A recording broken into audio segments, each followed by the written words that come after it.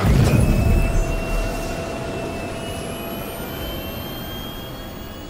systems online. Salut à tous, c'est Schneider et on se retrouve pour un récap de la semaine sur Star Citizen. Le lore post de mardi était le second chapitre de l'histoire One Last Job. Dans ce chapitre, le livreur Jonah, à droite, qui devait effectuer une livraison à un dénommé Pietro pour le compte de Mickey à gauche, s'est aperçu que sa cargaison était en fait des passagers et qu'un agent de l'advocacy qui traquait Pietro était parmi eux. Après avoir essayé de lui régler son compte, Jonah et sa copilote se sont aperçus que leur vaisseau changeait de cap, que le poste de pilotage était fermé et qu'un des passagers manquait. Il est donc pas impossible que plus tard, certains passagers détournent nos vaisseaux quand on gardera pas un œil sur eux. Pour finir, la copilote de Jonah et l'agent de l'advocacy ont essayé d'atteindre une autre porte du cockpit en passant en 0G par l'extérieur du vaisseau. Mais lors de l'ouverture de la porte, l'air expulsé a propulsé l'agent de l'advocacy dans le vide de l'espace et on sait pas trop si c'était volontaire ou non. Mais en tout cas, ça sera probablement possible dans le jeu, dans le futur. L'émission Inside Star Citizen de jeudi est revenue sur les derniers progrès de la mise à jour 3.6 et un peu de Squadron 42. Sur Squadron 42, ils ont continué de travailler sur l'intelligence artificielle des PNJ pour améliorer leur utilisation des objets comme les chaises, les lits, les terminaux, et ils sont en train de déterminer quels sont les prochains assets avec lesquels les PNJ devront interagir. Et on a pu voir une petite démonstration de l'avancement de l'armurier de l'UE Stanton.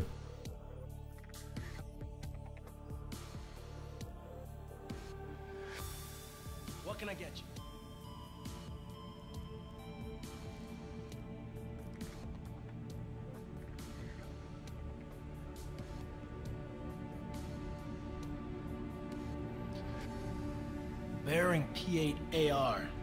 Probably the most requested rifle I have.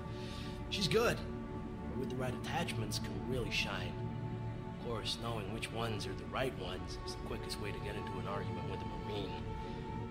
Toujours sur l'intelligence artificielle, mais cette fois sur les PNJ en combat à pied, ils ont commencé à remplacer les prototypes qu'ils avaient faits par des solutions un peu plus poussées et surtout plus modulaires. Désormais, les PNJ devraient avoir une meilleure capacité à adapter leur comportement en fonction de la menace qu'on leur impose et des zones où se mettre à couvert autour d'eux. Ils ont encore pas mal de bugs, notamment à cause du code réseau, et pour l'instant les deux seules tactiques disponibles consistent à tirer en étant à couvert et à découvert, et ils vont finaliser celle-là avant de passer aux suivantes. Sur le comportement des PNJ en combat en vol, ils ont travaillé principalement sur 4 sujets. Leur capacité à pouvoir straffer autour d'une cible pendant un passage et pendant une évasion, une meilleure sélection de la cible en fonction de la distance et de la puissance de feu de la cible, une meilleure capacité à fuir les affrontements en cas de danger et l'algorithme de pathfinding en 3D pour leur déplacement dans l'espace. Ensuite, on a eu une séquence assez particulière. Ils ont fait un petit tour de table des différents développeurs et de ce qu'ils attendaient le plus dans cette 3.6. Et donc en fait, ça servait juste à résumer les principales fonctionnalités de cette 3.6. Le système de juridiction qui va engendrer de réelles conséquences pour nos actes et qui va créer un vrai risque autour du trafic de drogue et du meurtre d'autres joueurs, le marché noir qui va rajouter la notion de commerce de marchandises volées, le P50 de Merlin, le P72 Archimède et la refonte du Vanguard, le mode de vol en surplace en atmosphère qui donnera la sensation de piloter un hélicoptère, une amélioration des communications en jeu avec la VoIP activée par défaut et des canaux de communication pour contacter les autres pilotes et les autres joueurs au sein d'un vaisseau, les terminaux pour louer des vaisseaux dans les boutiques, et les stations spatiales qui vont désormais être beaucoup plus grandes et beaucoup plus variées. Et enfin, on a eu quelques images des quartiers du capitaine du Karak qui devraient arriver dans 6 mois. On a donc pu voir quelques images du bureau du capitaine qui a été créé de sorte à être imposant et surélevé par rapport au sol devant pour montrer qui est le patron à bord. La pièce sera plutôt lumineuse grâce au plafond en verre qui sera éclairé, certaines étagères du bureau pourront servir de bibliothèque mais aussi de minibar, la chambre contient un lit pour une personne et plusieurs armoires, et la salle de bain a été faite de sorte à ce que les assets 3D puissent être réutilisés pour les quartiers de l'équipage. Et pour finir, la mise à jour 3.6 est actuellement en phase de test auprès des Evocati et devrait bientôt sortir. Ils vont ensuite se concentrer sur la mise à jour 3.7 et pour ça, ils vont mettre en pause les épisodes d'Inside Star Citizen pendant quelques semaines. Vendredi, l'émission Star Citizen Live recevait Todd Papy pour répondre aux questions des backers sur la mise à jour 3.6. Le système de juridiction nous assignera un niveau de criminalité qui ne sera plus global, mais spécifique à chaque zone de l'espace. Il y aura des solutions pour désactiver les satellites de communication pendant plusieurs minutes et empêcher l'augmentation de son indice de criminalité. Comme notre niveau de criminalité sera indépendant sur chaque juridiction, son indicateur à l'écran devrait changer quand on changera de juridiction, mais Todd Papy ne sait pas si c'est déjà mis en place sur la version que testent les Evocati. Pour l'instant, l'échelle des peines se limite à des amendes, une prime sur votre tête et des poursuites par les forces de police. On pourra annuler son niveau de criminalité en piratant la base de données de la juridiction où on se trouve, comme par exemple avec la station Carea, ou alors en payant son amende, et ça se fera en se rendant à certains terminaux qui se trouveront sûrement dans les villes. Et si vous n'avez plus d'argent pour payer votre amende, vous finirez sûrement par vous faire tuer, et dans ce cas-là, votre dette sera effacée.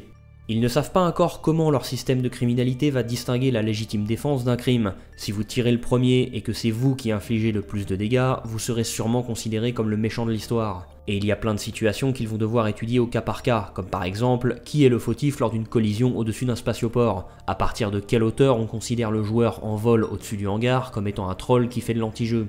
Ils travaillent toujours à supprimer les zones d'armistice, et pour commencer, c'est sûrement Grimex qui ne sera plus une zone d'armistice dans le futur, avec en revanche beaucoup de forces de sécurité pour maintenir l'ordre. Pour l'instant, il y a des commerçants qui acceptent ou non les marchandises volées, mais plus tard, ils les achèteront ou non en fonction de notre réputation, de notre indice de criminalité, de l'origine de la cargaison et de nos réponses à leurs questions.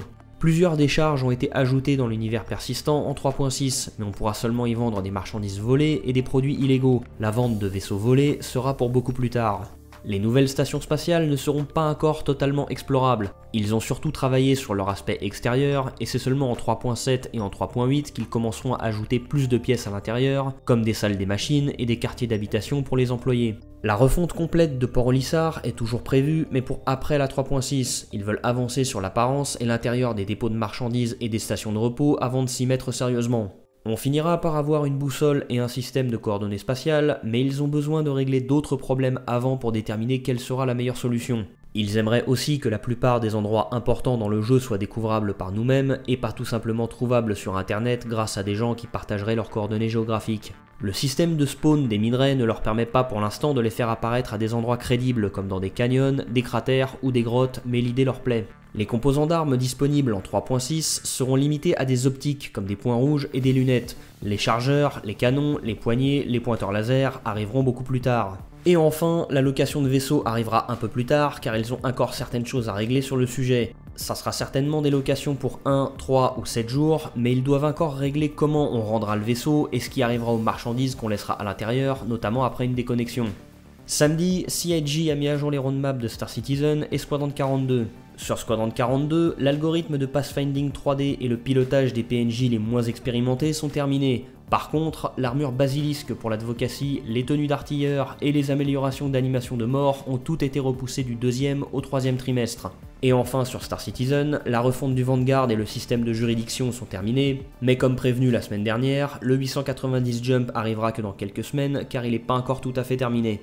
C'est la fin de cette vidéo et j'espère qu'elle vous a plu. Il n'y aura pas de vidéo la semaine prochaine parce que je vais avoir un week-end plutôt chargé, donc je vous dis à dans 2 semaines et d'ici là portez-vous bien citoyens.